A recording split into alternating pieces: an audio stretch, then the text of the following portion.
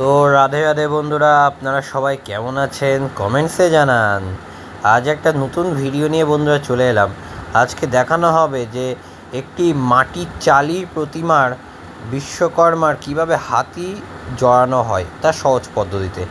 বন্ধুরা, এটা যেহেতু আমি চাল কাঠাম করেছি, তাই জন্য আমি হানা দিয়ে হাতি সেট করছি। এবং বন্ধুরা, হানা দিয়ে মারলে অনেক সুবিধাও আছে, যেগুলো আপনাদের আমি দেখাবো। এবং বন্ধুরা, আমি হাতি যেমন আকৃতি হয় সেই তেমন আকৃতির মতন আমি খড় দিয়ে পুতুল জড়িয়ে নিয়েছি।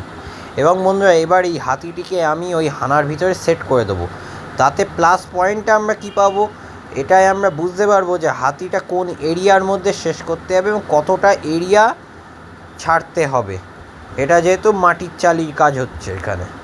সো বন্ধুরা, সবচেয়ে বড় কথা, হাতিটি একটুখানি ডাউনে রাখতে হবে, হাতির পাছা এবং হাতিটিকেই পুরো ডাউন করে দিতে হবে, যেহেতু বাবা বিশ্বকর্মা এর ওপরে বসবেন।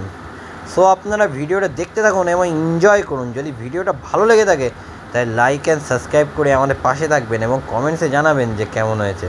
তো বিকেলে টাটা।